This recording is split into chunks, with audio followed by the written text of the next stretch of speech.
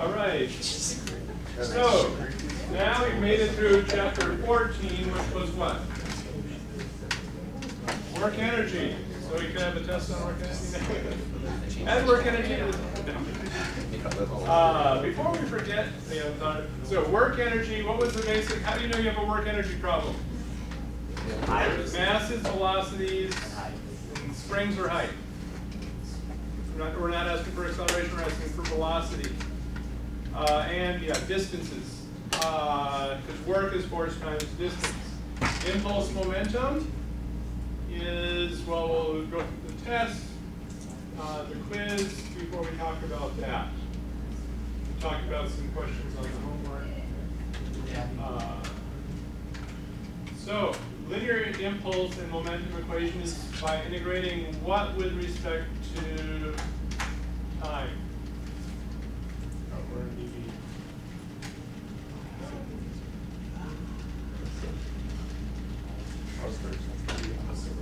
You don't know that though. You don't actually know that. You don't know that. It's not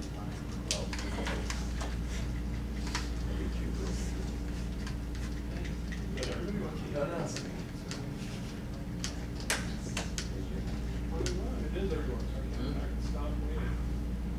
Hey!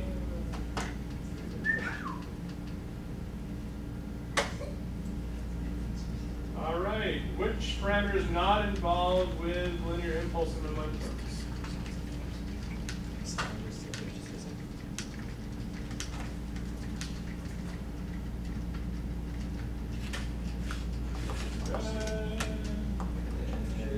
All right, so we at least talked to our integrated class, which is sort of, so basically what's not involved? Displacement. So force, if we have forces and displacements, we use work energy. If we have forces and times, then we're using impulse momentum. Which is basically out of the Joule. So here we have a dent in the fender, and we want to de-dent it. So we have an impulse tool which basically compresses the spring and then it yanks up over a very short interval of time. So you basically yank this up. Sorry, I've never used one of these. So you have your mass here, it's going to collide with here, giving you your impulse.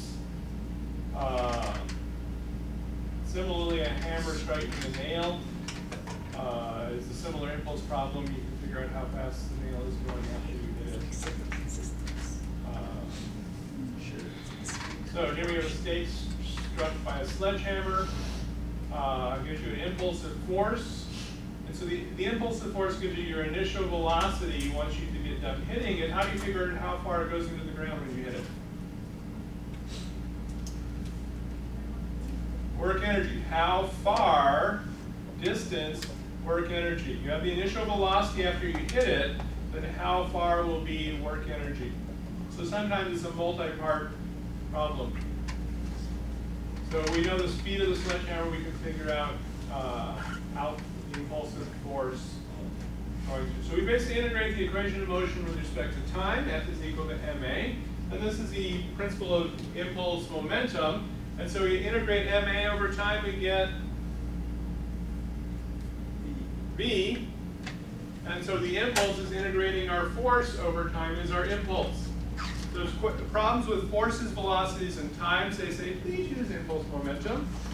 And also impact or collisions, or when you have a collision, you have a very large force over a short amount of time. So F is equal to ma integrated, we get the change in velocity is equal to what? The change in, or the mass times the change in velocity, which is the change in momentum, is equal to the integral of f dt, and that is going to be our impulse. So mass times velocity is your momentum. Is that our change in force over the It's time? the integral of the force over time. And these are yellow. What does yellow mean? Vector. These are vectors, which means we're sad. Work energy, scalar. We don't have to deal with directions. Now we have to actually deal with directions. So linear momentum is mass times velocity, sometimes noted L. has the same direction as v and is proportional to v. And so it's mass times velocity or kilogram meter per second, or slug foot per second, of course. Linear impulse is the integral of f dt, and it's vector as well. And so your impulse acts in the same direction of f, and it has units of Newton seconds or pounds seconds. And when you do the math, it's a Newton second is equal to a kilogram meter per second. So we can use direct integration if we know the equation. We can do it graphically. What does integration graphically mean? Area under the curve. And so the impulse is, if it's constant, integral of f, constant f, and then change in time. So basically now, in f is equal to ma, we had two diagrams, the forces and the accelerations. Now we have three parts. We have our initial momentum plus the impulse is equal to the final momentum. So normally we would do it left to right, but we basically have our initial momentum plus the integral of f dt is equal to our final momentum. So now we have to do three diagrams when we're solving our equation, because our equation has three vector parts. And then we basically break it into its x, y, and z components when we're done. And the directions based, how do we pick what directions x, y, and z? Relates to the directions of the forces and the directions of the unknowns. So it's basically, we can now have three scalar or two scalar if we're talking just in the plane. So the free body diagram or your impulse diagram to get the directions of the, and then the initial velocity, final velocity for the particle, and then show everything as vectors, and then basically resolve them into their components, so you can basically go from there. And forces are a function of time, so you integrate them. So here we have an example of a ball bouncing.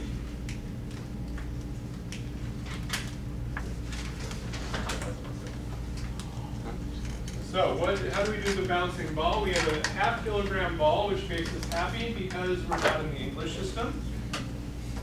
Striking a rough ground, what's going to happen with a rough ground? Rough tells us what?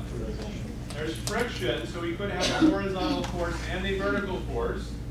With the velocity shown, neglect the ball's weight during the time it impacts the ground. Why can we do that?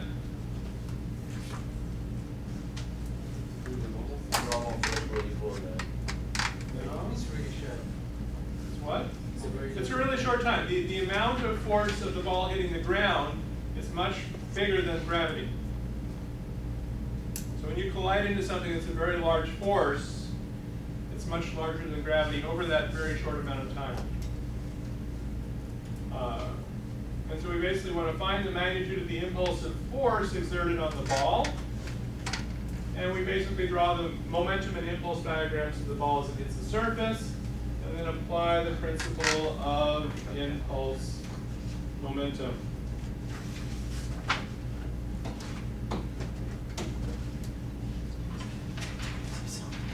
So what do we have?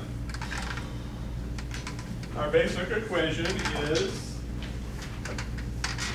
initial momentum plus the impulse, 1 to 2, is equal to your final momentum. And so if we look at our ball, it's 0 plus 0 equals 0. Okay, what's our initial momentum going to be? Down 45.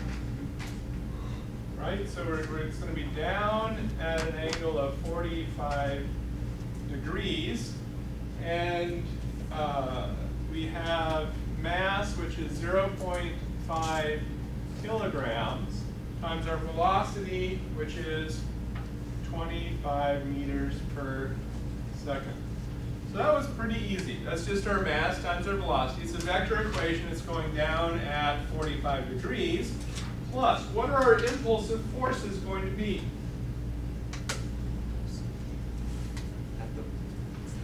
have a normal force, but it's now an impulse, so it's the integral of normal dt from 0 to t. And this is our impulse. And we're also going to have a friction, so it's the integral from 0 to t of f dt. We know we have our friction force because it says it's a rough surface, which means we can slow down in that direction because we have a force in that direction. Any other forces?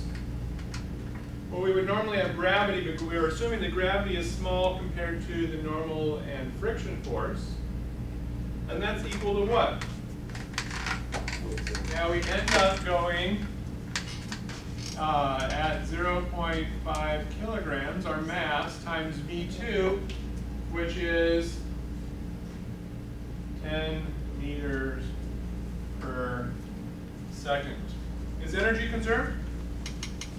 No. In this sense, would we say the initial is negative or no? It's 25 in that direction. Okay. Depending on which direction we align our coordinates, it's either negative or positive. That's assuming. So when we actually write things down, then we do that. Okay, how do we want to align our coordinates? Well, our unknowns are integral of f dt and the integral of n dt, so let's just do x and y. So we align them with our unknowns, so that we basically get one equation and one known. And so we basically get in the x direction, what do we have? Our mass v, so it's going to be 0.5 kilograms times, what's our velocity in the x? 25 meters per second times cosine of 45 degrees. So we're going to positive to the right, and so that's initially positive. Plus what? It's an negative integral of f dt, which is our impulse in the x, and that's equal to mass, which is 0.5 kilograms, times our velocity, which is 10 meters per second. And the thing I forgot to write is that this ending at 30 degrees from horizontal. And so this would be cosine 30.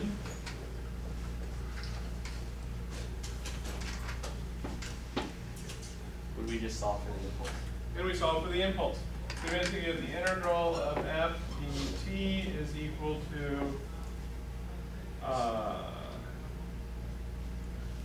0.5 kilograms. They both have a 0.5 kilograms.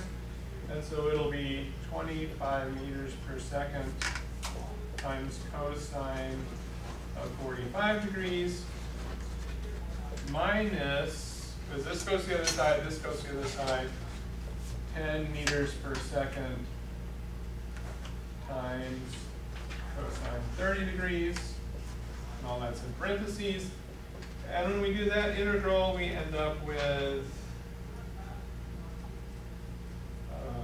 what do we end up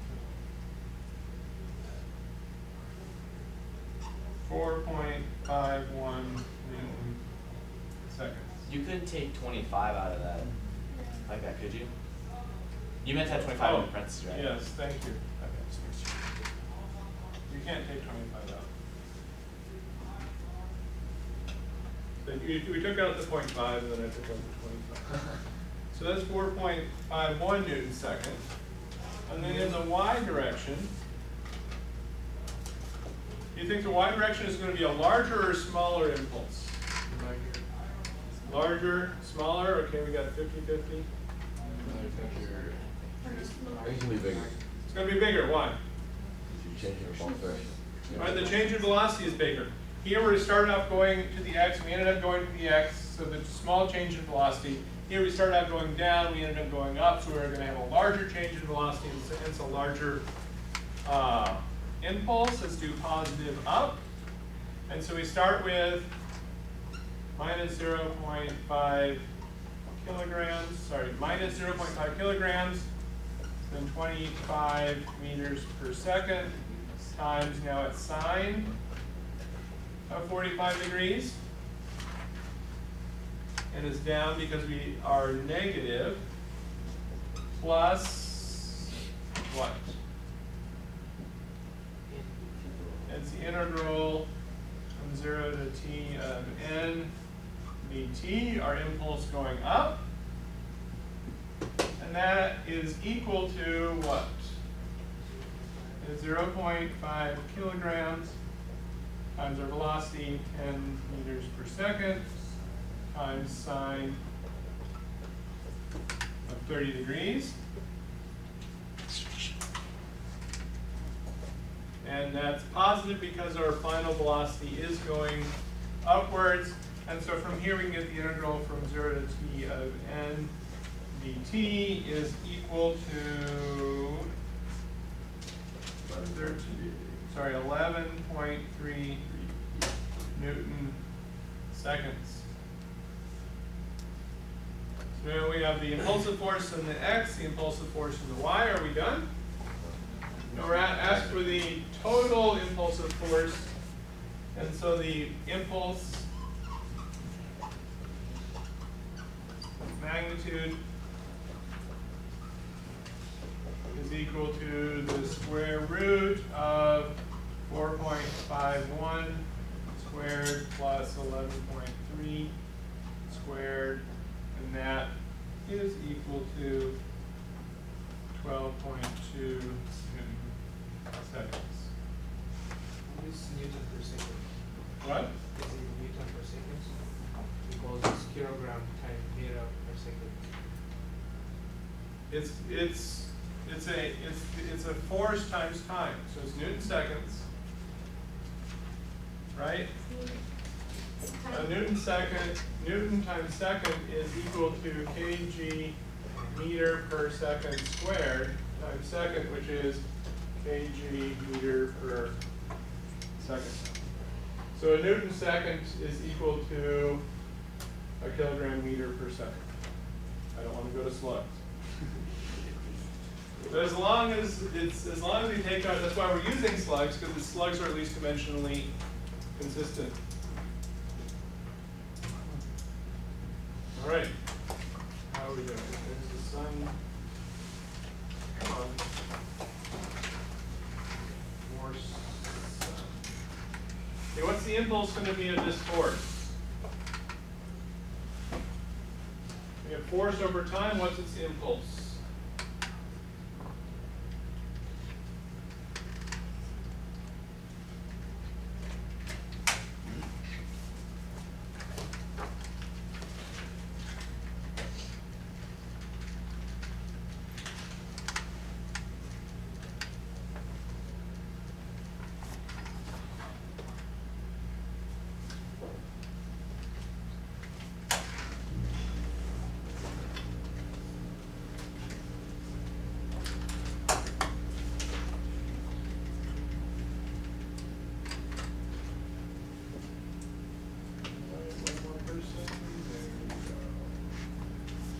How do we do? Pretty good. The answer is B. The integral is the area under the curve, which is for a triangle 1/2 base times height. So it's 2 times 10 divided by 2, which is 10 kilogram meters per second squared. We have constant force is applied for 2 seconds to change the particle's velocity from V1 to V2. What is the force if the particle's mass is 2 kg?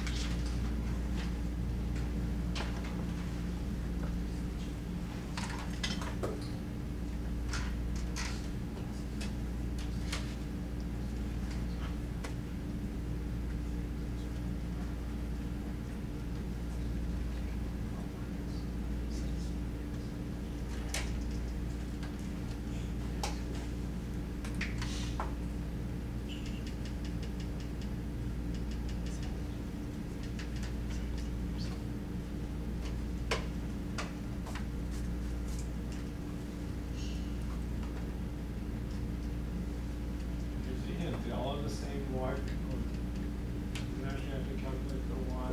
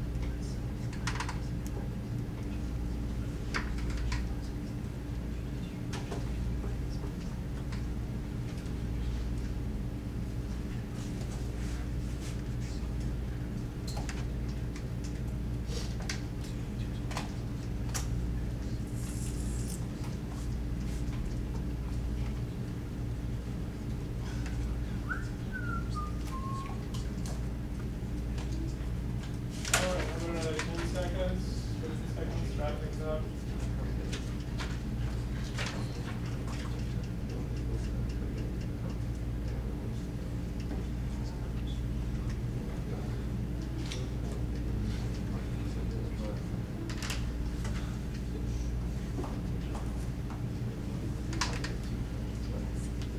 All right, thank you. 7, 8, 9, 10. It's not a clear majority. Why don't you talk to your neighbor?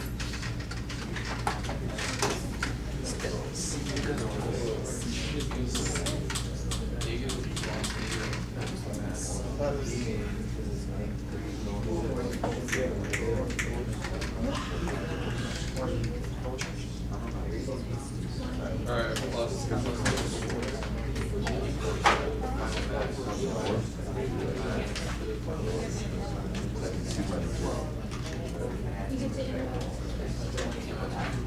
Yeah, but that's not the force.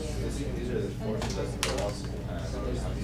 I was thinking, shouldn't it be a negative mass? Shouldn't you be like applying the forces? Or use the inner muscles in there. Oh, I forgot to let you vote again. Yeah.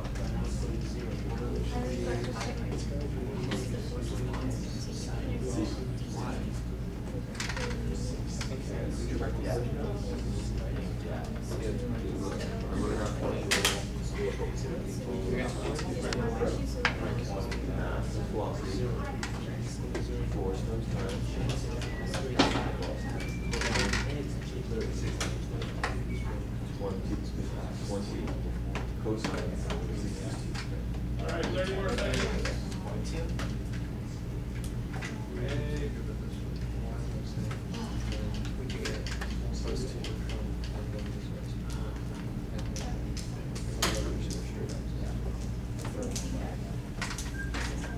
Ten more seconds.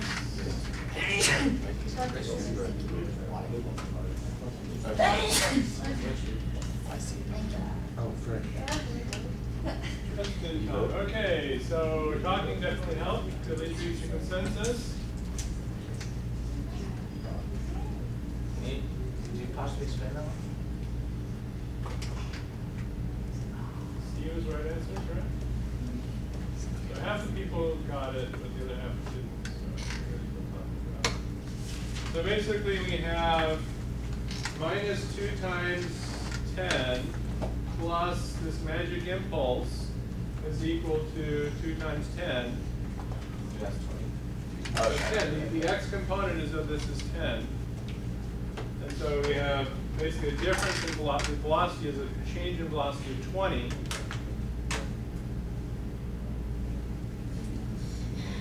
Whoa, can't do this in our head. So we have, we start off with minus 2 kg times 10 meters per second plus the force times time, which is 2, is equal to plus 2 kg times 10.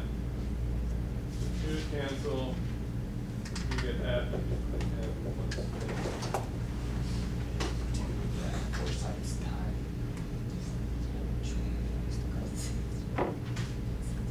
all right, here's an interesting problem. What time is it?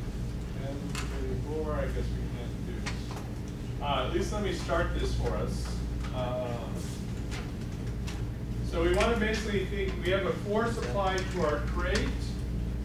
We're having G is equal to 10 meters per second just to make the math a little easier. We want to figure out what the speed of the crate is at 6 seconds.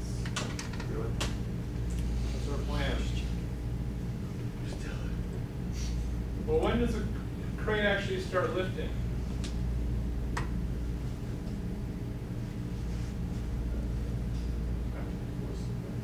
After the force is applied. Is the crate actually being lifted in 1 second? No. No. No, why not? This force hasn't reached equivalent to the weight. Yeah. All right, this is the force in the cable, which is going upwards. But we also have the weight going downwards, and then before we lift, we also have this varying normal force. When it's in the air, then we don't have a normal force. But until it lifts up, we have a normal force. So until the force is greater than, the lifting force is greater than the force of gravity, it's just going to sit on the ground. So how do we figure out what our impulse is?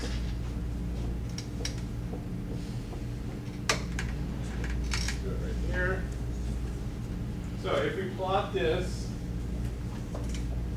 T, and this is F in newtons, what does it look like?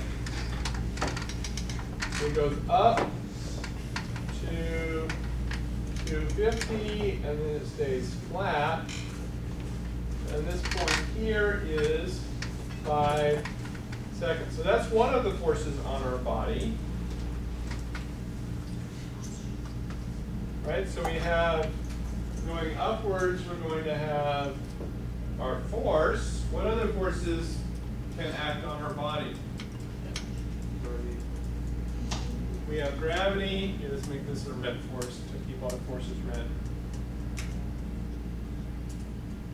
We have our gravity, mg, and then we can also have a normal force until we lift up. And so basically this is our force from our rope, and then what does gravity look like? How much is gravity? Gravity is going to be 20 kilograms times 10 meters per second squared is 200. So this is basically our gravity. And this is our rope. And so until we lift up, this difference between the tension in the rope and gravity is made up by our normal force. Right? So we basically start to lift right here.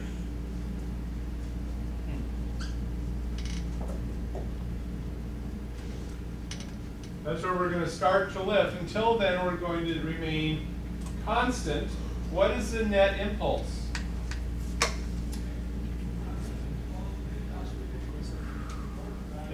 Well, the net impulse is the difference between what's the force and gravity. And so our net impulse is actually the area under the curve. Right, this is your net impulse, which is the integral from 0 to t of f dt minus the integral from 0 to t of mg dt. The difference between the two curves is your net impulse into your system. So we needed to figure out the force to begin lifting the crate, and that happened at what time? At 4 seconds.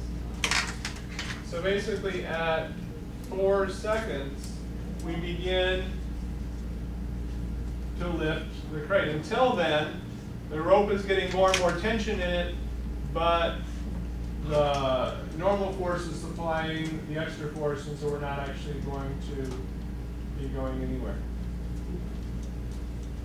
So, now after this crate starts moving, we need to apply the principle of impulse momentum to determine the speed of the crate after t is equal to 6 seconds.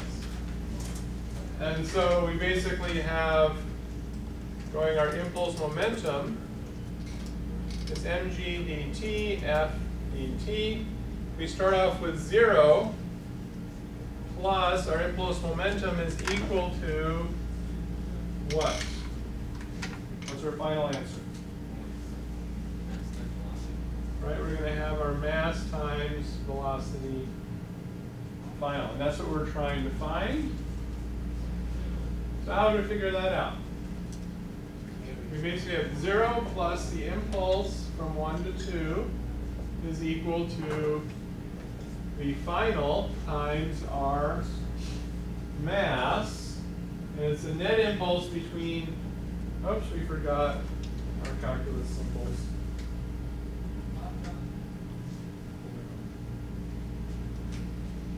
So what is this area going to be? How do we figure that out? We either use calculus or geometry. So we have this triangle here, which is 1/2 times 50 times 1/2 base height, plus 50 times 1 second. This is second. This is kg, so yay, we're in newtons. And this is equal to 20 kg times B final. So B final is equal to half of 50 plus 50 is 75 Newton seconds over 20 kg, which, what is it? 3.75 meters per second.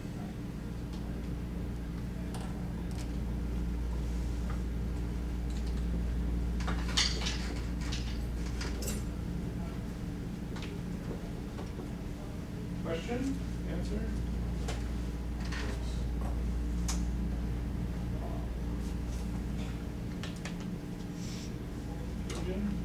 I thought you weren't going to be able to solve this one in time. What? I thought you weren't going to be able to solve this one in time. No, you wouldn't have been able to solve it. If I gave it to you and say, go for it, you'd still be trying to figure out what time. It's true. So it's not that hard of a problem once you know what you're doing. And so I probably could have let you figure it out. Once we figured out that this is the area, I probably could have let you figure out this. But now you don't have to figure it out. So initially there is no momentum because the crate is still. Crate is at rest. And it doesn't start moving until 4 seconds. Right? The crate doesn't start moving until 4 seconds. What is n going to look like? What? What is n? It's going to be decreasing to 0 So n, equals mg. we basically have n is equal, no, n, Initially. n equals mg minus t, right, because it's at rest. And so what's that going to look like? Do we have blue?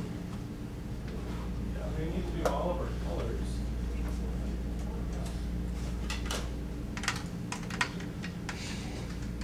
So that basically looks like this. And so we have to take the integral of everything, right? So we need the integral of n dt. So what we start out with is gravity minus this minus this. Well, so this plus this minus gravity is 0. So that's why we don't have any, from 0 to 4 seconds, we don't have any impulse. Net impulse on our thing. And then once we start lifting, then we're gonna have a positive impulse. And otherwise, we're initially gonna start to fall. If we didn't have a ground there, then we would initially start to fall, and then we would pick ourselves back up. All right. We have a jet engine, a jet VTOL, which means what? Vertical takeoff. Vertical takeoff Landing. and I don't know, vertical takeoff or landing aircraft. So basically it's like a Harrier, so the jet engines can put a force straight up. So we're exerting a constant vertical force of 981 kilonewtons as it hovers. What is the net impulse on the aircraft over 10 seconds? Is the total impulse on the jet?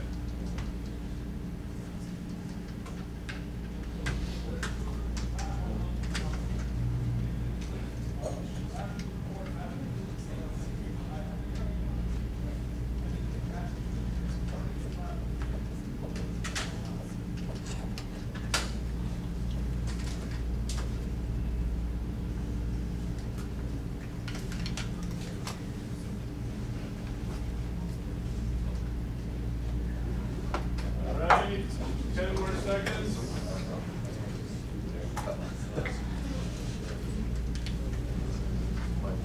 Two more seconds. 1, 0. Ah, people were tricked.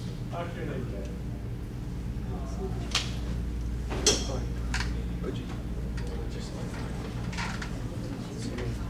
Here's the ends. It's not moving, it's hovering. What's net force if it's not moving? If it's not moving, you start with the initial velocity is 0 and the finish Yeah, velocity this should be is 0. known that. Impulse equals 0. It is 0.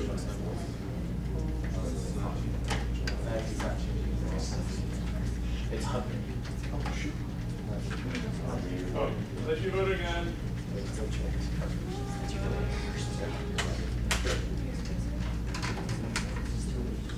I know, but it's right now. All right, stop at 20 seconds.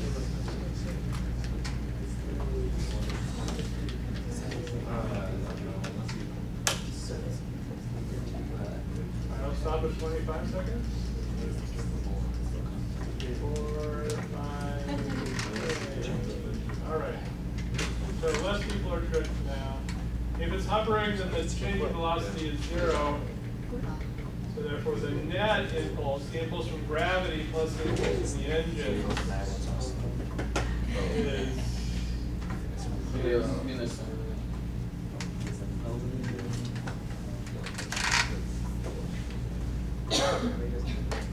all right, last one. A 100-pound cabinet is placed on a smooth surface. You apply a 100-pound force for 2 seconds. What is the net impulse on the cabinet during this time impulse interval? Did you see it start to rest? That force. Assuming it starts at whatever. Doesn't matter. I mean, we have a force and we have a time. Oh. And we're only looking for the net impulse. We got all of our forces together.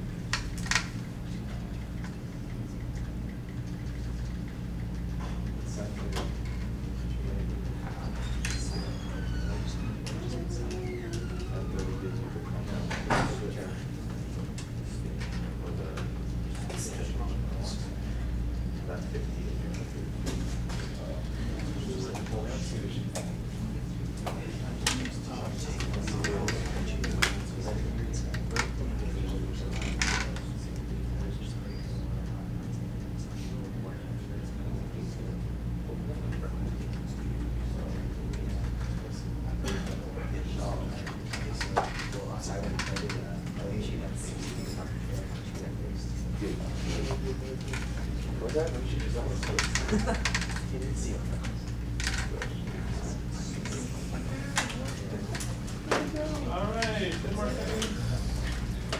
E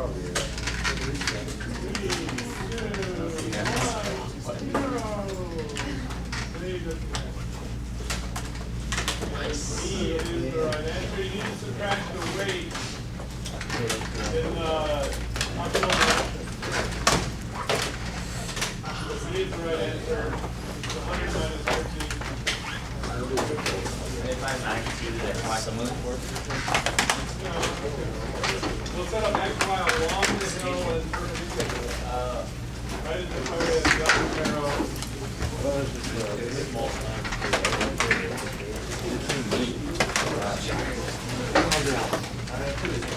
Hey, Jim. Hey.